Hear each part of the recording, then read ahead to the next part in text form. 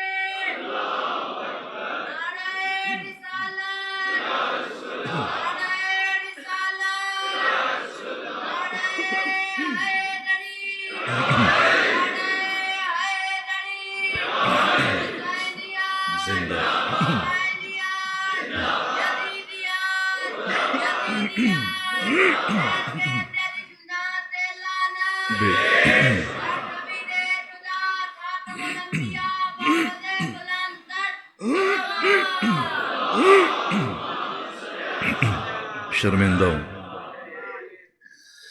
نہ کسی نبی کے لیے، نہ کسی امام کے لیے، نہ کسی ولی کے لیے وہ اہتمام کیا گیا جو اہتمام فرزند فاطمہ زہرا امام حسن مجتبیٰ کے لیے کیا گیا۔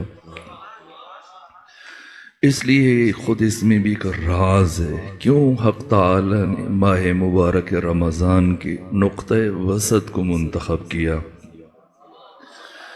ماہ مبارک رمضان کی 15 رمضان المبارک اور 2 نمازوں کے درمیان کا وقت، پہلی نماز ہوئی، حسن دنیا میں تشریف لائے۔ جب حسن دنیا میں تشریف فرما ہوئے تو فاطمہ زہرا نے دوسری نماز پڑھی۔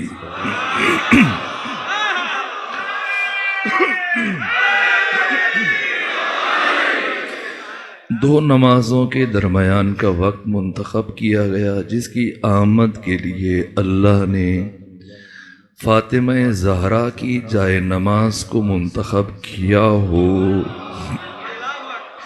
اس ہستی کا کسی ایسے فرد کے ساتھ تقابل ممکن نہیں۔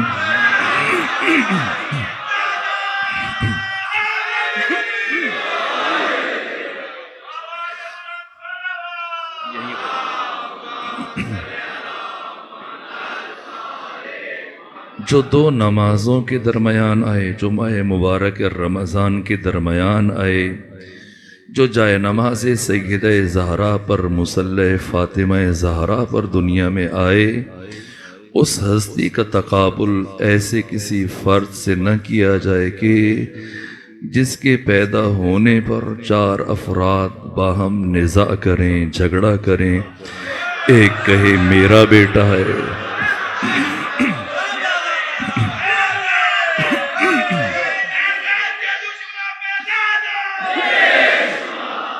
جن میں سے ایک کہے یہ میرا بیٹا ہے، دوسرا کہے میرا بیٹا ہے، تیسرا کہے میرا بیٹا ہے، چوتھا یہ مطالبہ کرے میرا بیٹا ہے۔ حسن مجتبیٰ طہارتوں کا قرآن ہے، عزتوں کا قرآن ہے، شرافتوں کا قرآن ہے۔ حسن مجتبیٰ کا کسی ننگ بشریت، ننگ انسانیت کے ساتھ کیا تعلق ہے؟ اور جو سید بزرگوار بات کر رہے تھے، یہ بل ناموس صحابہ بل نہیں ہے، یہ بل ناموس بنو امیہ بل ہے۔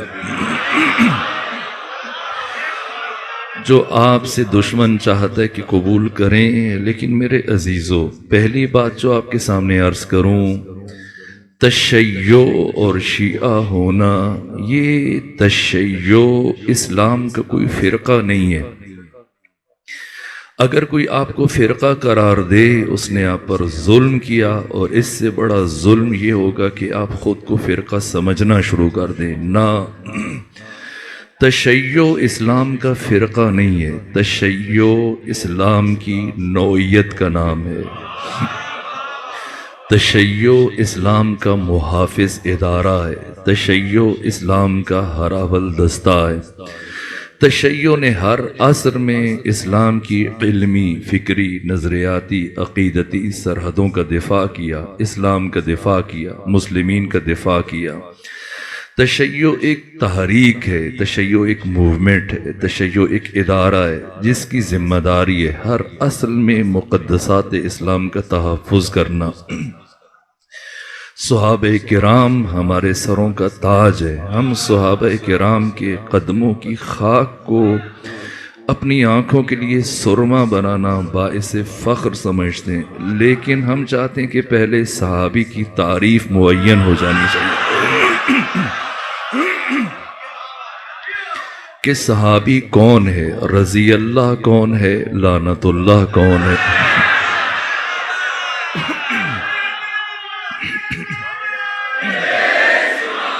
صحابی کی تعریف میرا اور آپ کا کام نہیں ہے، کسی مفتی یا ملا کا کام نہیں ہے۔ صحابی کی تعریف وہ ذات کرے گی جس کے خود صحابہ ہیں۔ ختمی مرتبت نے صحابی کی تعریف کیا کی؟ ہمارے نزدیک معیار صحابیت خود ذات ختمی مرتبت ہے، ذات مصطفیٰ ہے۔ جس ہستی نے پاکستان کا تصور پیش کیا، مرحوم اقبال، انہوں نے خود بتایا کہ صحابیت کی تعریف کیا ہے، صحابی کسے کہتے ہیں۔ وہ فرماتے ہیں کہ کی محمد سے وفا تو نے تو ہم تیرے، یہ جہاں چیز ہے کیا لوح و قلم تیرے۔ مطلب یہ کہ معیار صحابیت ذات مصطفیٰ ہے، جو ختمی مرتبت کا وفادار ہے، وہ سروں کا تاج ہے۔ ہماری زندگیاں قربان رسول اسلام کے وفادار صحابہ پر، ہماری زندگیاں قربان رسول اسلام کے تابعدار صحابہ پر، ہماری زندگیاں قربان رسول اسلام کا ساتھ دینے والے صحابہ پر، ہماری زندگیاں قربان رسول کے ساتھ سے میدان جنگ میں ساتھ نہ چھوڑ کے جانے والے صحابہ پر، ہماری زندگیاں قربان رسول اسلام کی صلح میں شک نہ کرنے والے صحابہ پر، ہماری زندگیاں قربان رسول اسلام پر ہذیان کا الزام نہ لگانے والے صحابہ پر، ہماری زندگیاں قربان رسول اسلام کو قلم دوات دینے والے صحابہ پر، ہماری زندگیاں قربان رسول اسلام کی نماز جنازہ میں شرکت کرنے والے صحابہ پر۔ ہمارے نزدیک معیار صحابیت ذات مصطفیٰ ہے، اور پھر ختمی مرتبت نے جس ہستی کو معیار صحابیت قرار دیا ہے، ختمی مرتبت نے جو صحابیت کی تعریف بیان کی، کون صحابی، کون رضی اللہ، کون لعنت اللہ، اس حدیث کو سیاہ ستہ میں بیان کیا گیا، علی متقی ہندی نے کنز العمال میں بیان کیا گیا، امام حاکم نیشاپوری میں مستدرک علی صحیحین میں بیان کیا، امام ناصر الدین البانی نے سلسلۃ احادیث صحیحہ میں بیان کیا، امام احمد ابن حنبل نے اپنی مسند میں بیان کیا، حد تواتر تک پہنچی یہ حدیث ختمی مرتبت نے فرمایا۔ صحابی کون ہے؟ آقا فرماتے کہ ان اللہ یغضب لغضب فاطمہ ویرضی لرضاہا، اللہ کا غضب فاطمہ کے غضب میں ہے، اللہ کی رضا فاطمہ کی رضا میں ہے۔ ختمی مرتبت نے اس حدیث میں محور و مرکز توحید کو قرار نہیں دیا، محور و مرکز فاطمہ زہرا کو قرار دیا۔ پروردگار نے جناب ختمی مرتبت نے یہ نہیں فرمایا کہ اللہ جس سے راضی فاطمہ اس سے راضی، اللہ جس سے ناراض فاطمہ اس سے ناراض، نہ، محور توحید کو قرار نہیں دیا گیا، محور ذات خدا کو قرار نہیں دیا۔ ختمی مرتبت نے اس حدیث میں محور ذات فاطمہ زہرا کو قرار دیا، یعنی فاطمہ جس سے راضی ہے اس سے خدا راضی۔ اگر فاطمہ زہرا کسی سے ناراض ہیں، خدا اس سے ناراض ہے۔ اب اگر کوئی صحابی بننا چاہتا ہے، یعنی رضی اللہ بننا چاہتا ہے، دیکھنا پڑے گا فاطمہ زہرا اس سے راضی ہے یا راضی نہیں۔ اگر فاطمہ زہرا اس سے راضی چلی گئی دنیا سے تو وہ رضی اللہ بن جائے گا، ہمارے سروں کا تاج بن جائے گا۔ اور اگر فاطمہ زہرا کسی سے ناراض ہو کے چلی گئی، رضی اللہ تو نہیں بنے گا، لعنت اللہ علیہ یقیناً بن جائے گا۔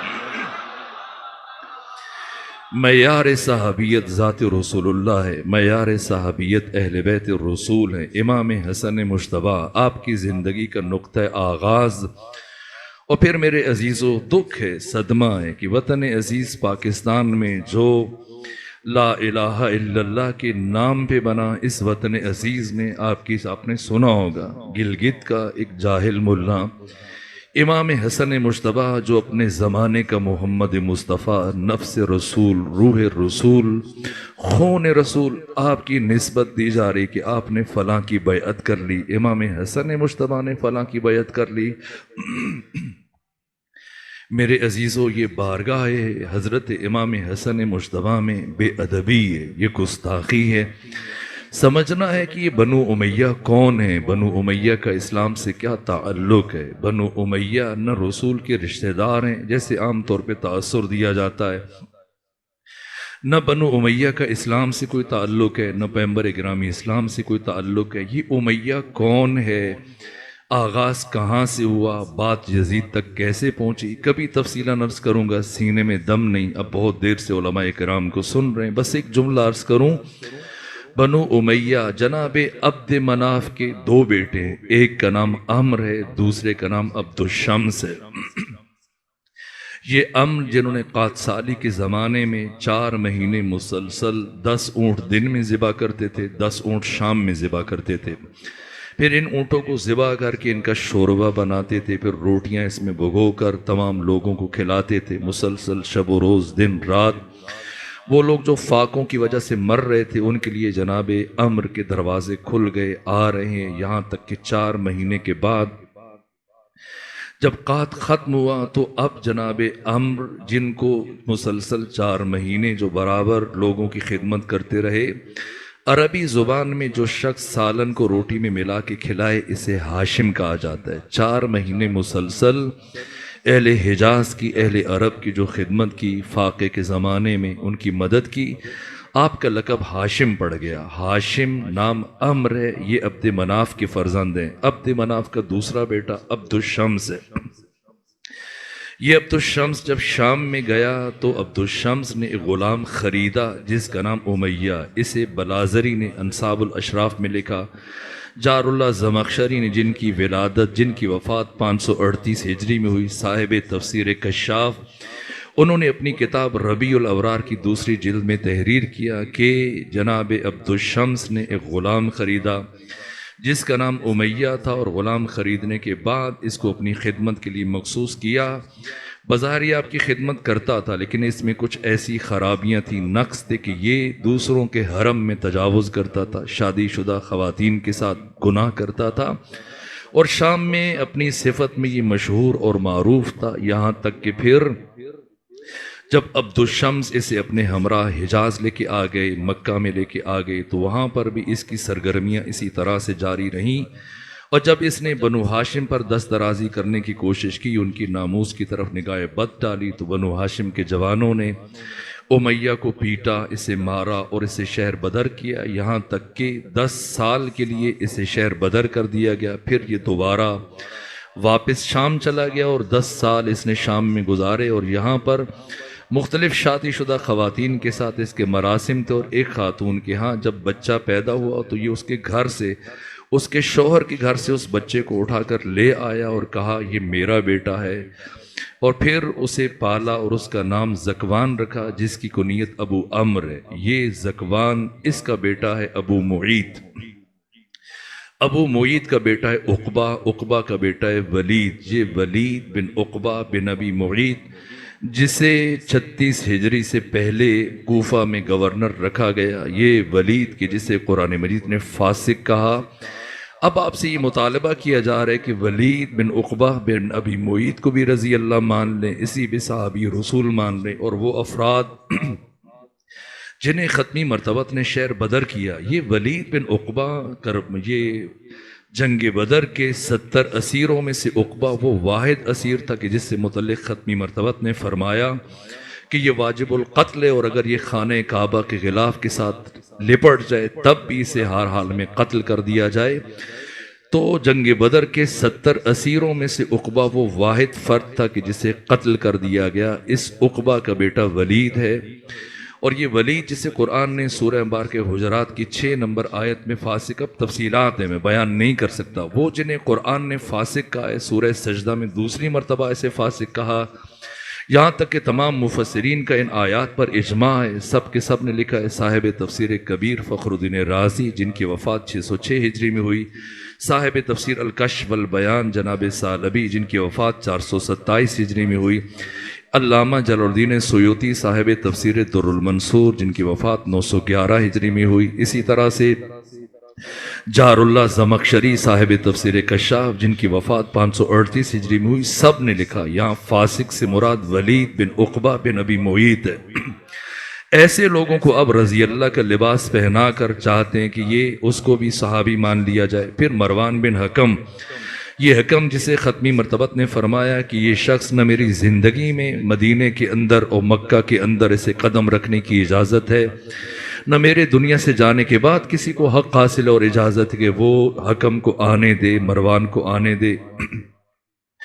شہر بدر کر دیا، یہ کبھی مدینہ میں داخل نہیں ہو سکتے، حجاز میں داخل نہیں ہو سکتے، لیکن بعد میں یہی افراد ان کو واپس مدینہ لایا گیا۔ حاکم وقت نے اپنی بیٹی کا رشتہ دے دیا، اپنا داماد بنا لیا، حکومت اس کے سپرد کر دی گئی، اور ہمیشہ ہم سے یہ مطالبہ کیا جا رہا ہے وطن عزیز پاکستان میں کہ ہم مروان بن حکم کو بھی رضی اللہ مان لیں، اسے بھی صحابی مان لیں، عمرو ابن عاص کو بھی صحابی مان لیں، مغیرہ بن شعبہ کو، وہ مغیرہ جس نے پہلی مرتبہ پہلے امیر شام نجی محافل میں مولا متقیان پر سب کرتا تھا، لعن کرتا تھا، شتم کرتا تھا، کردار کشی کرتا تھا، پہلا شخص ہے تاریخ اسلام میں مغیرہ بن شعبہ جس کے کہنے پر جس نے پہلی مرتبہ کوفہ میں 9 سال گورنر رہا، اور اس نے مولا متقیان پر سب و لعن شروع کیا جمعے کے خطبوں میں علنی طور پر۔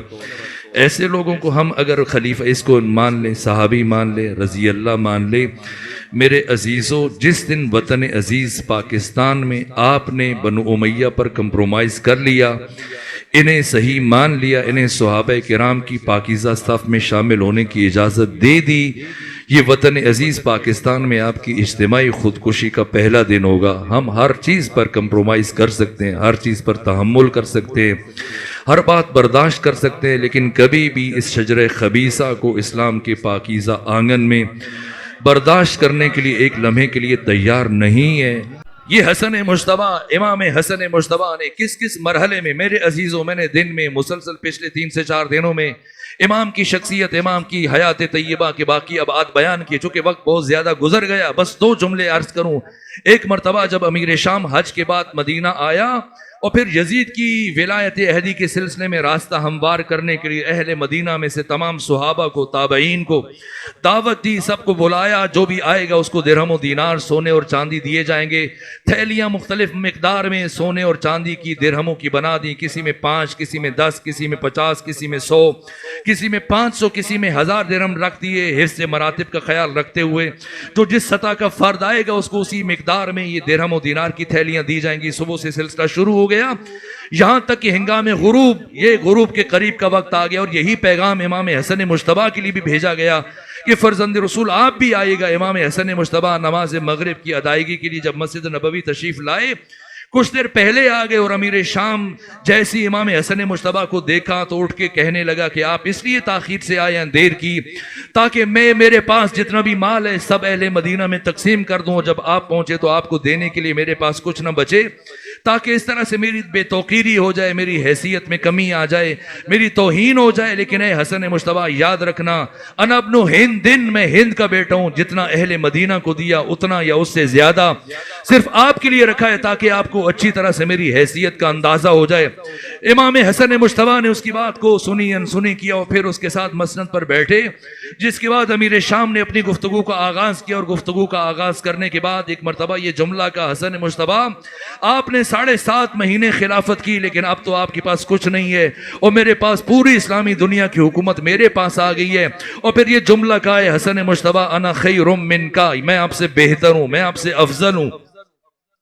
جیسے ہی امیر شام نے یہ جملہ کہا اے حسن مجتبیٰ انا خیر منکا, ایک مرتبہ حسن مجتبیٰ نے رخ کیا امیر شام کی طرف اور کہا اے امیر شام, حسن بہت مجبور ہے کہ وہ ایسی بات نہیں کہہ سکتا جو تم نے کہی, اس لیے کہ حسن مجتبیٰ تجھ جیسے شخص کے ساتھ تقابل کرنا اپنی توہین اور بے ادبی سمجھتا ہے.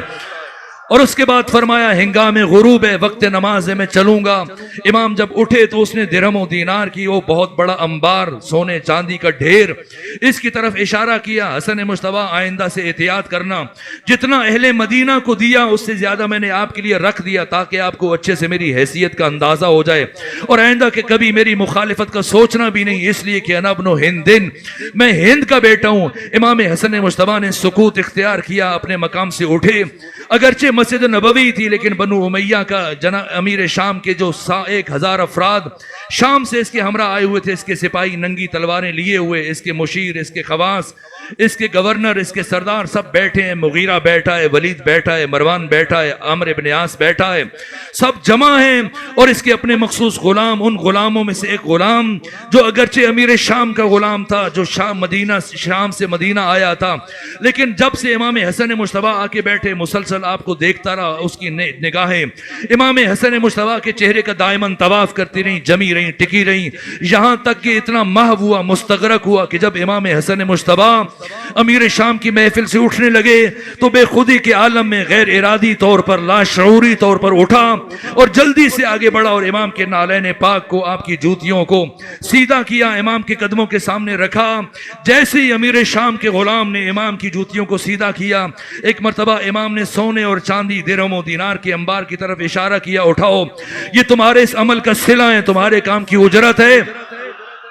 امیر شام حیرت سے پھٹی ہوئی نگاہوں سے امام حسن مجتبیٰ کی طرف دیکھ رہا ہے کہ جس دولت کو میں نے حسن مجتبیٰ کو مرعوب کرنے کے لیے کہا کہ یہ لے جائیں, حسن مجتبیٰ نے میرے ایک معمولی غلام کو ایک چھوٹے سے کام کی اجرت کے طور پر جب اتنی بڑی دولت دے دی تو پھٹی ہوئی نگاہوں سے امام حسن مجتبیٰ کی طرف دیکھ رہا ہے کہ ایسے بھی ہو سکتا ہے.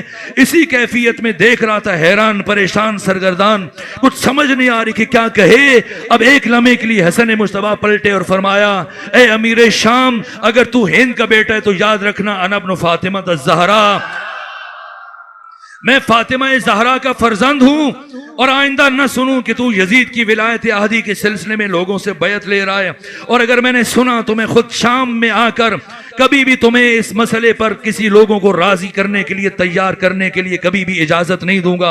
आखिरी दम तक तुम्हारी मुखालिफत करूंगा और मेरी जिंदगी में कभी तुम अपने शैतानी मंसूबे को पाए तकमील तक नहीं पहुंचा पाओगे। यहां तक कि 3 से 4 गुजर गए, 3 से 4 साल गुजर गए और इमाम हसन मुश्तबा को इत्तला मिली कि अभी भी बसरा में, कूफा में, मिस्र में, बाकी इराक के शहरों में, ईरान में, खुरासान में, मुख्तलिफ शहरों में ये यजीद की विलायत आदि के लिए रास्ते हमवार कर रहा है। इमाम हसन मुश्तबा मदीना से चले, न लश्कर, न सिपा, न फौजी, न बाकी अपने बनु हाशिम से किसी जवान को हमरा लिया। अली इब्ने अबी तालिब की शुजाअत का वारिस हसन इब्ने अली अपने एक गुलाम को हमरा लिया और चले शाम। जैसे ही शाम पहुंचे, अमीर शाम के एक जासूस ने उसे खबर दी कि हसन मुश्तबा आ चुके हो, तुम्हारे दरबार में आना चाहते हैं।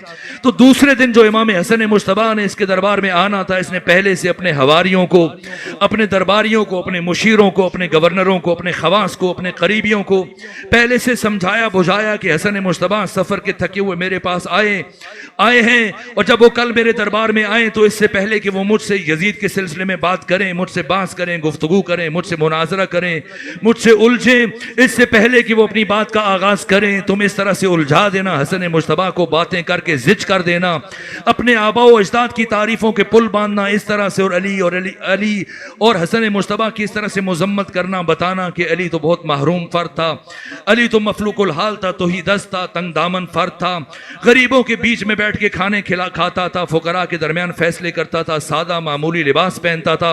अली के पास तो कुछ नहीं था, जौ की रोटी खाता था। मेरे बाप के पास जितनी जमीनें, मेरे बाप के पास इतनी जायदाद, इतने नौकर, इतने मवेशी, इतने माल, इतनी भेड़ें, इतनी बकरियां, इतने ऊंट और घोड़े, ये सब इतनी गुफ्तगू करना यहां तक कि हसन मुश्तबा जिच हो जाए और कुछ कहने के लायक ना रहे। इसी तरह से उसके जरखरीद, उसके दरबारी, उसके गुलाम, उसके मुशीर इसी तरह से आमादो तैयार थे कि दूसरे दिन जब इमाम हसन मुश्तबा अमीर शाम के दरबार में पहुंचे तो एक मरतबा ये किराए के जरखरीद गुलाम एक मरतबा उठा, एक गोशे से कहा, हसन मुश्तबा तुम्हारा बाप तो बड़ा महरूम फर्द था, गरीबों में बैठता था, फकीरों में फैसले करता था, पुराना लिबास पहनता था, जौ की रोटी खाता था।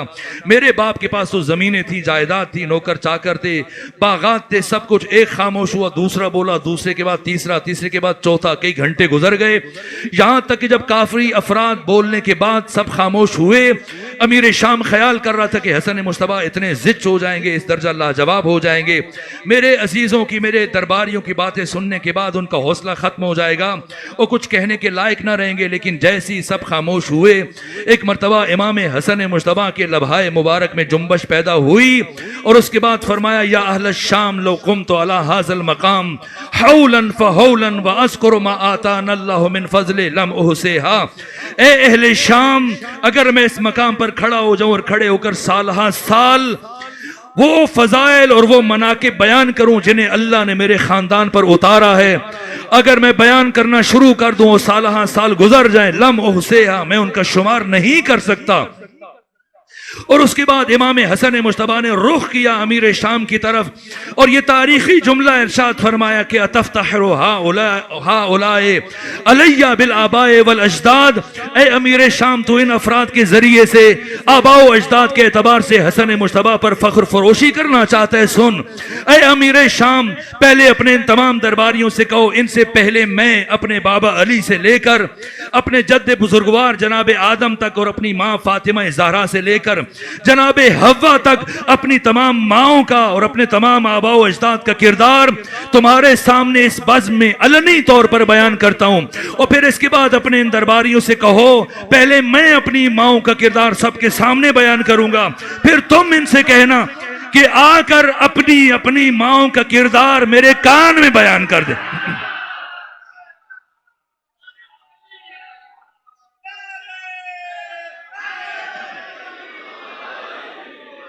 मैं सबके सामने अलनी तौर पर अपनी तमाम माओं का किरदार फातिमा से लेके हव्वा तक अलनी तौर पे बयान करूंगा, फिर तुम इनसे कहना कि आकर अपनी अपनी माओं का किरदार, अपनी अपनी माओं का चलन बारी बारी आकर मेरे कान में बयान कर दे। और उसके बाद हजरत ने अपने तसर्रुफ को बताया, अपनी हैसियत को बताया, अपनी विलायत तकवीनिया को बताया और इस जुमले पर पहुंचे और फरमाया कि वल्लाहि लौ शिअतु लजअलतुल इराक शामन व शाम इराकन।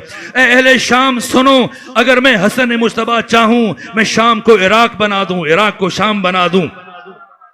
वर्रजुल इमरातन वल इमराता रजुलन, मैं चाहूं तो मर्द को औरत बना दूं, औरत को मर्द बना दूं।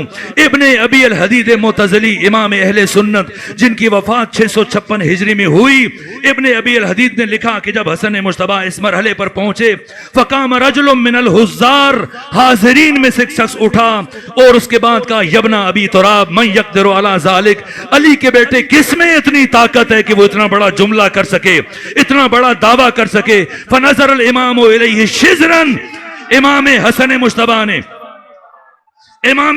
मुश्तबा ने उस शामी की तरफ खीरा निगाही से देखा और उसके बाद एक जुमला का, मेरे अजीजो खुमैनी बुत चिकन ने कुरान मजीद की सूरह मुबारक यासीन की जो आखिरी आयात हैं जिनमें खुदा फरमाता है, इज़ा अरादल्लाहु शैअन अन यक़ूल लहू कुन फयकून, कि जब अल्लाह किसी शय का इरादा करता है, कहता है हो जा, बस वो हो जाती है। इस आयत की तफसीर में खुमैनी बुत चिकन ने फरमाया कि ऐसा नहीं है कि अल्लाह पहले इरादा करता है उसके बाद कहता है फिर वो चीज हो जाती है, ना, ये बशर को समझाने के लिए इन मराहिल को अल्लाह कुरान में बयान कर रहा है, वरना अल्लाह का इरादा करना वही कहना है और कहना वही हो जाना है। ये अल्लाह का इरादा वही कहना, कहना वही हो जाना है। रूए जमीन पर इरादा खुदा का मजहर, अल्लाह की मशीयत का मजहर ताम, हक ताला अला कुल्ल शैइन कदीर, और हसन मुश्तबा रूए जमीन पर मजहर अला कुल्ल शैइन कदीर। अल्लाह लैसा कमिस्लिही शै, मुहम्मद व आले मुहम्मद मजहर लैसा कमिस्लिही शै। हक ताला की अस्मा व सिफात जलाल व जमाल के मजहर ताम, अल्लाह की रजा, अल्लाह की मशीयत, अल्लाह के इरादे के मजहर ताम। इमाम हसन मुश्तबा ने ये नहीं कहा कि अब मैं नमाज पढ़ूंगा, दुआ करूंगा, हो जाएगा, ना। जैसे उस शामी ने ये जुमला कहा, यब्ना अबी तुराब मन यक़दिरु अला ज़ालिक, अली के बेटे किस में इतनी ताकत है कि वो इतना बड़ा जुमला कह सके, उसी लम्हे इमाम ने फरमाया, अम्मा तस्तहीना अन तक़दी बैन रिजाल, कि तुम्हें शर्म नहीं आती औरत होकर मर्दों के दरमियान बैठ गई।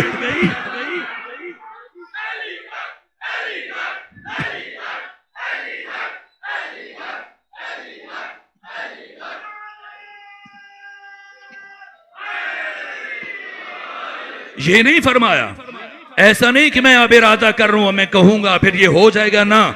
जिस लम्हे इमाम ने ये जुमले इरशाद फरमाए, अम्मा तस्तहीन अन तक़दी बैन रिजाल, शर्म नहीं आती कि औरत होकर मर्दों के दरमियान बैठ गई, उसी लम्हे जिन्स तब्दील हुई, शर्म के मारे उठी। लेकिन इमाम ने फरमाया, वनादल इमाम व नक़बिहा, इब्ने अबी अल हदीद कहते इमाम ने पुष्ट से आवाज दी, सजा पूरी सुनो, तूने अली इब्ने अबी तालिब के बेटे को ललकारा, तूने अबू तुराब के बेटे को ललकारा, तो सुन, तू तो औरत बन चुकी है, तो क्या घर में अब दो औरतें रहेंगी? वो जिसे बीवी छोड़ के आया उसका क्या बनेगा? कद सारत इयालो के रजुलन, जा जिसे बीवी छोड़ के आया था जाके देख, मर्द बन चुकी है, मर्द बन चुकी। ये वली खुदा का तसर्रुफ है, अल्लाह के इरादे का तसव्वुर है, अल्लाह की रजा का मजहर, अल्लाह की मशीयत का मजहर, विलायत इलाहिया का मजहर ताम। हसन मुश्तबा जैसी वो गई, दरबार में सन्नाटा तारी हो गया और बहुत देर तक सुकूत तारी रहा, यहां तक कि काफी देर खामोशी के बाद एक मर्तबा अमीर शाम बोल उठा और कहा कि या अबा मोहम्मद लक़द फ़ज़हतनी व अहनतनी फ़ी मजलिसी, ए अबा मोहम्मद हसन मुश्तबा, आपने मेरे घर में, मेरी महफिल में, मेरे दरबार में मेरी तौहीन कर दी। दरबार मेरा, तख्त मेरा, ताज मेरा, हुकूमत मेरी, सल्तनत मेरी, मेरे घर में मेरे दरबारियों के सामने आपने मेरी तौहीन कर दी। एक मर्तबा इमाम हसन मुश्तबा ने रुख किया अमीर शाम की तरफ और फिर फरमाया, ए लकड़ी के तख्त पर बैठकर फख्र फरोशी करने वाले, सुन सुन, इस लकड़ी के तख्त पर बैठकर इतराने वाले, इंदल अर्श सरीरी, हसन मुश्तबा का तख्त अर्श परवरदिगार है। वल अहमद ज़मीरी, मेरे ज़मीर का नाम मोहम्मद मुस्तफ़ा है। व अली अमीरी, मेरे अमीर का नाम अली इब्न अबी तालिब है। वल हुसैन वज़ीरी, मेरे वज़ीर का नाम हुसैन इब्न अली है। व जिब्रील फ़कीरी, मेरे दरवाजे के निगहबान और फ़कीर का नाम जिब्राइल है। ए शिया मयानी के बामारिफत मोमिनीन, عربی زبان میں عالم دین تشریف فرمائیں، جب دو مرد الجھیں اور ایک مرد دوسرے سے جان چھڑانا چاہے تو کہتے ہیں سر جاؤ راستہ لو، لیکن اگر سامنے عورت کھڑی ہو تو سر نہیں کہا جاتا، پھر کہا جاتا ہے سیری، جاؤ راستہ لو میری جان چھوڑو۔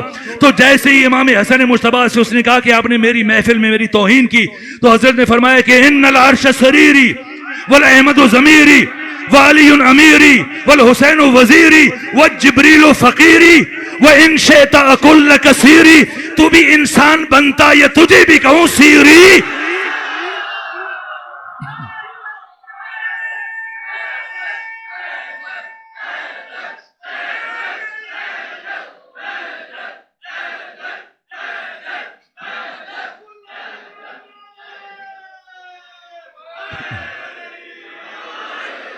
امیر شام پر سکتہ طاری ہو گیا، سناٹا طاری ہو گیا کہ ایک لمحے کے لیے بھی زبان ہلا دے اگر تو وہی ہو جائے جو کچھ دیر پہلے ہوا تھا۔ خوف زدہ امیر شام، سب سکوت، خاموشی، سناٹا، لیکن ایسے میں کسی کا ظرف چھلک گیا۔ امیر شام، باقی سب درباری خاموش ہے، لیکن ایک بول اٹھا، کون؟ مروان بن حکم۔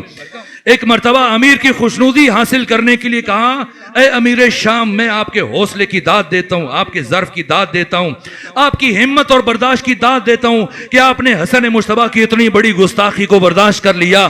اگر آپ کی جگہ میں ہوتا تو ابھی تک حسن مجتبیٰ کا سر اس کے تن سے جدا کر چکا ہوتا۔ ایک مرتبہ امام حسن مجتبیٰ کے چہرے پر جلال آیا، رخ کیا مروان بن حکم کی طرف اور پھر کہا، اے رسول اللہ کے بیٹے کو قتل کی دھمکی دینے والے، اے رسول اللہ کے بیٹے کو قتل کی دھمکی دینے والے، تو نے رات اسے کیوں قتل نہ کیا تھا جو تمہارے گھر میں، تمہارے حجرے میں، تمہارے حرم کے ساتھ مشغول تھا؟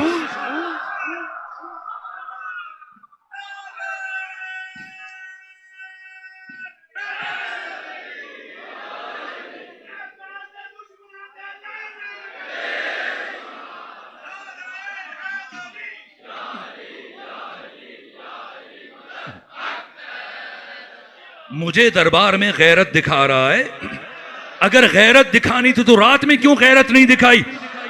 اے مروان بن حکم، حسن مجتبیٰ کی نگاہ میں تم جیسوں کی حیثیت وہی ہے جو کھجور کے درخت پر بیٹھے ہوئے وہ مچھر جو کافی دیر کھجور کے درخت پر بیٹھتا ہے اور جب اڑنے لگتا ہے تو کھجور کے درخت سے خطاب کرتا ہے کہ ذرا سنبھل جاؤ، احتیاط کرنا، ہوشیار رہنا کہ میں اڑنے لگا ہوں، اور کھجور کا درخت اسے آگے سے جواب دیتا ہے کہ مجھے تمہارے بیٹھنے کا ہی کب پتا چلا تھا کہ تمہارے اڑنے سے مجھے کوئی فرق پڑ جائے گا۔ اے مروان بن حکم، تجھ جیسے فرد کا اس محفل میں ہونا نہ ہونا حسن کے لیے برابر ہے۔ اور اس کے بعد اٹھے دربار سے، کہا امیر شام، اگر میں نے سنا کہ تو نے اسی طرح سے یزید کی ولایت عہدی کے سلسلے میں لوگوں سے بیعت کا سلسلہ جاری رکھا تو میں اپنی زندگی میں کبھی بھی تمہیں شوم مقصد تک کامیاب ہونے کی اجازت نہیں دوں گا، اور میری زندگی میں ممکن نہیں ہے کہ تو یزید کو تخت تک لانے میں کامیاب ہو جائے۔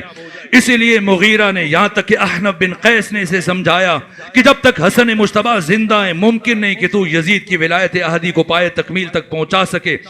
اس لیے امیر شام نے یہ طے کیا کہ اب جیسے بھی ہو امام حسن مجتبیٰ کی زندگی کا چراغ گل کر دیا جائے۔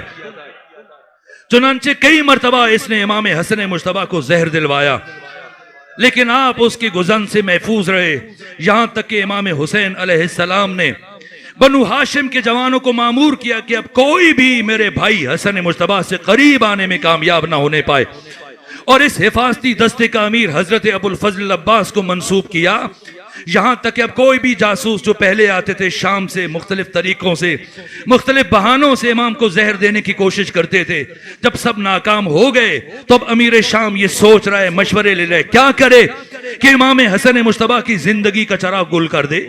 چنانچہ اس نے اپنے مشیروں سے مشورہ لیا، عمرو ابن عاص سے مشورہ دیا، کیا کرو تم اشعث بن قیس کندی کو منتخب کرو۔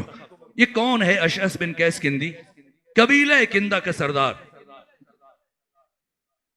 جس کے دو بیٹے، خود اشعث بن قیس کندی شہادت مولا متقیان میں ملوث تھا، جس نے عبد الرحمن ابن ملجم مرادی کو اپنے گھر میں ٹھہرایا تھا اور قطامہ کے ساتھ عبد الرحمن کا رابطہ کروایا تھا، اور اس نے یہ لالچ دیا تھا کہ اگر علی کو قتل کرو گے تو میں تمہارے ساتھ عقد کروں گی۔ یہ اشعث بن قیس کندی جو شہادت علی میں بھی شامل ہے، اس کے دو بیٹے کربلا میں، ایک محمد بن اشعث بن قیس کندی، ایک قیس بن اشعث بن قیس کندی۔ ان دو میں سے ایک وہ لعین ہے جس نے حضرت مسلم ابن عقیل کو دارالامارہ کی چھت سے زمین پر گرایا، اور اس کا دوسرا بیٹا وہ شقی ہے۔ روز عاشور جن 10 افراد نے امام حسین کی لاش اطہر پر گھوڑے دوڑائے، ان میں سے ایک اشعث بن قیس کندی کا بیٹا تھا۔ خود کا کردار، دو بیٹوں کا کردار اسی کی بیٹی ہے جس کا نام ہے جعدہ بنت اشعث۔ امیر شام نے اشعث بن قیس کندی کو پیغام بھیجوایا، اگر تو فرزند رسول حسن مجتبیٰ کو زہر دے دے تو میں اپنے بیٹے یزید کے ساتھ تمہاری بیٹی کا عقد کروں گا، جو مستقبل کا خلیفہ ہے اور مستقبل کا بادشاہ ہے، تو اس کے علاوہ 1,00,000 درہم بھی دوں گا۔ یہاں تک کہ اشعث بن قیس کندی نے اپنی بیٹی جودہ کو آمادہ کیا، اور پھر میرے عزیزو 27 صفر کا وہ دن آیا، اور اگر سنیں تو وہ زہر جو امام حسن کو دینے کے لیے بھیجا گیا، اسے امیر شام نے روم سے منگوایا تھا، اور اس زہر کی خصوصیت یہ لکھی ہے جار اللہ زمخشری نے ربیع الابرار میں کہ اگر اس زہر کا ایک قطرہ ایک تالاب میں پھینک دیا جائے تو اس زہر کے اثر سے اگلے ہی لمحے اس تالاب کے اندر موجود تمام مچھلیاں تڑپ تڑپ کے مر جائیں، اور اگر اس کا ایک قطرہ، معمولی قطرہ، کسی دودھ دینے والے جانور کے تھنوں کے ساتھ لگا دیا جائے تو وہ چند لمحوں کے بعد دودھ کے بجائے خون اتارنا شروع کر دیں۔ یہ زہر روم سے بھیجا گیا۔ فرزند رسول دن بھر حالت روزہ سے تھے، اور جب وقت افطار آیا، مغرب کی نماز پڑھی، عشاء کی نماز پڑھی، گھر تشریف لائے، جعدہ بنت اشعث نے کھجوروں میں بھی زہر شامل کیا، انگور میں بھی زہر شامل کیا، پانی کے گھڑے میں بھی زہر ڈال دیا، تاکہ فرزند رسول جس چیز کی طرف ہاتھ بڑھائیں آپ کی شہادت یقینی ہو جائے۔ فرمایا جعدہ مجھے بہت پیاس لگی ہے، پانی پلاؤ۔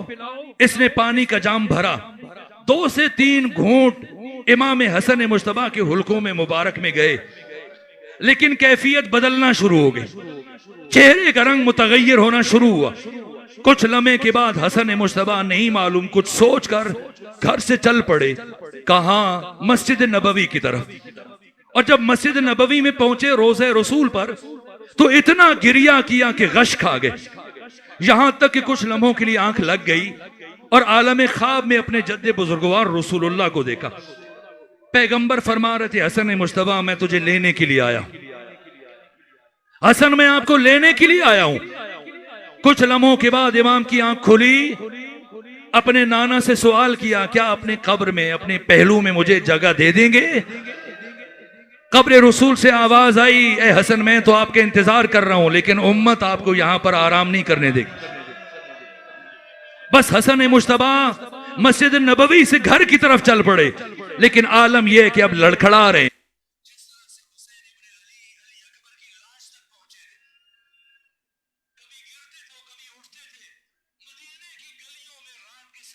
زہر کا اثر اتنا شدید ہو رہا تھا، امام حسن کبھی زمین پر بیٹھتے تھے، پھر اٹھتے تھے، پھر بلند ہوتے تھے، پھر اٹھتے تھے، بڑی مشکلوں سے گھر تک پہنچے، اور جب گھر میں پہنچے تو آپ کی کیفیت متغیر ہونے لگی، آپ کی کیفیت بدلنے لگی، اور ایک مرتبہ آپ کے جگر کے ٹکڑے کٹ کٹ کے زمین پر گرنا شروع ہوئے۔ فرمایا فرما کسی ظرف کا انتظام کرو، کوئی لگن اور برتن میرے سامنے رکھو، اور اپنے 3.5 برس کے بچے جناب قاسم کو کہا کہ جا کر میری بہنوں کو بلا کے لے آؤ، جا کر میرے بھیا حسین کو بلا کے لے آؤ۔ جب جناب قاسم رات کے اس پہر میں چلے، دق الباب کیا، یہ ایسا مرحلہ تھا کہ ثانی زہرا کا دل ٹھٹک گیا کہ کبھی رات کے سناٹے میں اتنے چھوٹے بچے کو بلانے کے لیے نہیں بھیجا گیا، بھیجا جاتا خدا خیر کرے میرا بھیا حسن خیریت سے ہو۔ میرے عزیزوں، ثانی زہرا چلی، اپنی خواہر گرامی کو ہمراہ لیا، ادھر سے امام حسین چلے، جب آئے ایک مرتبہ کیفیت کیا تھی کہ امام حسن کے دہن مبارک سے آپ کے جگر کے ٹکڑے کٹ کٹ کے لگن میں گر رہے. دور سے خواہر گرامی کو آتے دیکھا. ایک مرتبہ ظرف کو چارپائی کے نیچے چھپا دیا. جب ظرف کو چھپایا کہ میری بہن یہ منظر برداشت نہ کر پائے گی, وہی سے ثانیہ زہرا نے جواب دیا, بھیا حسن جو چھپانا چاہ رہے ہیں آپ کی بہن وہ دیکھ رہی ہے, آپ کی بہن وہ دیکھ رہی ہے. اللہ نہ کرے کوئی بہن اپنے بھائی کا وہ حال دیکھے جو ثانیہ زہرا نے حسن مصطفیٰ کا دیکھا. ایک مرتبہ گریے کی صدائیں بلند ہوئی. ام فروہ گریہ کر رہی ہیں, جناب زینب گریہ کر رہی ہیں, ام کلثوم, ساری بیویاں جمع ہوئی, یہاں تک کہ حسین ابن علی گریہ فرما رہے ہیں. جب سب گریہ کر رہے ہیں, ایک مرتبہ امام حسن مصطفیٰ نے اپنے بھائی حسین کی طرف دیکھا اور دیکھنے کے بعد یہ جملہ کہا, اے حسین سب مجھ پر گریہ کریں لیکن آپ مجھ پر گریہ نہ کریں. حسین سب مجھ پر روئیں لیکن آپ مجھ پر نہ روئیں. ایک مرتبہ حسین نے پوچھا, بھیا مجھے کیوں منع کر رہے ہیں؟ فرمایا, لا یومک یومک یا ابا عبداللہ, اے حسین جو آپ کی شہادت کا دن ہوگا وہ ہم میں سے کسی اور کی شہادت کا دن نہیں ہوگا. اے حسین میرے قاسم کو میرے سینے پر لٹا دو. اے حسین میرے سینے میں آگ جل رہی ہے, قاسم کو میرے سینے پر لٹاؤ تاکہ میرے دل کو کچھ سکون مل جائے. ایک مرتبہ 3.5 سال سے میں قاسم کا امام حسن مصطفیٰ کے سینے پر لٹایا گیا, اور اس لمحے کیا محبت ہے حسین سے, امام حسن مصطفیٰ کو اس حالت میں لکھنے کا سامان منگوایا اور کچھ تحریر لکھ کر جناب قاسم کے بازو میں حمائل کر دی اور کہا, اگر کبھی مشکل وقت آ جائے زندگی میں تو اسے کھول کر پڑھ لینا. وہ تحریر کیا تھی آپ جانتے ہیں. روز عاشور جب جناب قاسم کو اجازت نہیں مل رہی تھی, پریشان تھے, میرے چچا مجھے اجازت نہیں دے رہے. ایک مرتبہ اپنے بابا کی وصیت یاد آئی, جیسی اس کاغذ کو کھولا, اس کی تحریر پڑھی, خوشی خوشی اپنے چچا حسین کے پاس گئے. امام حسین کی آنکھوں سے اشک جاری ہوئے کہ اللہ اپنی رحمت نازل فرمائے, میرے بھائی حسن پر وقت شہادت بھی مجھے نہیں بھولا, وقت شہادت بھی میرے بھائی حسن مجھے نہیں بھولے. بس میرے عزیزو اب کیفیت بدل رہی ہے اور اب آخری سانسیں چل رہی ہیں, یہاں تک کہ امام کی شہادت ہوئی. انا للہ و انا الیہ راجعون. خاندان بنی ہاشم کے گھر سے, محلے سے ماتم کی صدائیں بلند ہوئیں, گریے کی آوازیں بلند ہوئیں. سارا مدینہ سمٹ کر بنو ہاشم کی گلی میں اکٹھا ہوا. پھر وہ مرحلہ آیا, غسل دیا گیا, پھر کفن پہنایا گیا, اور غسل و کفن کے بعد اب امام حسن مصطفیٰ کا جنازہ اٹھا اور چلے مسجد نبوی کی طرف. جیسی جنازہ پڑھایا گیا, دفن کرنے کا موقع آیا, کوئی خاتون خچر پر بیٹھ کر سامنے آئی. سامنے سے مروان بن حکم 900 تیر اندازوں کے ہمراہ آ گیا, آگے بڑھا, تیر کمان میں تیار کیے, سب نے رخ کیا امام حسن مصطفیٰ کے جنازے کی طرف. کہا, اگر آپ نے دفنانے کی کوشش کی ہم آپ پر بھی تیر چلائیں گے, اس جنازے پر بھی تیر چلائیں گے. ابو الفضل عباس ہاشمی جوانوں کے ہمراہ ایک مرتبہ آگے بڑھے. کس میں جرت ہے فرزند رسول کو اس مقام پر دفن ہونے سے روکے؟ ایک مرتبہ امام حسین نے فرمایا, نا عباس, میرے بھائی حسن کی وصیت ہے, جنگ نہیں ہوگی, اب ہم یہاں پر اپنے بھائی کو دفن نہیں کریں گے, یہ جنازہ جنت البقیع میں لے کے جایا جائے گا, تاکہ جنت البقیع میں دفن کریں گے. لیکن میرے عزیزو بس آخری جملے عرض کر رہا ہوں, جنازہ جنت البقیع میں لے کے جائیں گے, لیکن یہ جنازہ اب جنت البقیع میں نہیں لے جایا جا رہا. کیوں؟ اس لیے کہ اب یہ جنازہ اس قابل نہیں رہا کہ اسے دفن کیا جائے. کیا ہوا؟ اس لیے کہ گھر سے جب یہ جنازہ چلا تھا تو کفن کا رنگ سفید تھا. اب امت نے ایسا اجر رسالت دیا, شبیہ جنازہ کو لے کے آ رہے. میرے عزیزو کیا ہوا اس جنازے کے ساتھ؟ یہ 2 جملے سنو, پھر اٹھ کر شبیہ جنازہ کا استقبال کرنا. 2 جملے سن لو, پھر دیکھنا کیا ہوا اس جنازے کے ساتھ. جب یہ جنازہ گھر سے چلا تھا, کفن کا رنگ سفید تھا، جب واپس آیا کفن کا رنگ سرخ ہو چکا تھا۔ کیوں کفن کا رنگ سرخ ہوا؟ اس لیے کہ 70 سے زیادہ تیر حسن کے جنازے میں پیوست ہوئے، اور جب یہ جنازہ گھر کی طرف چلا، میرے عزیزوں مجھے معاف کرنا، تاریخ انسانی کا پہلا جنازہ ہے جو گھر سے نکلنے کے بعد دوبارہ گھر کی طرف واپس آ رہا ہے۔ اور جیسے ہی لوگوں کے شور کی آواز سنی، ثانیہ زہرا نے فرمایا، ارے فضا، میرا کلیجہ منہ کو آ رہا ہے، ارے یہ کیسا شور ہے؟ دروازہ کھلا، حسن کا جنازہ جو کچھ دیر پہلے گھر سے چلا تھا واپس گھر آیا، 70 تیر جنازہ حسن میں پیوست ہیں۔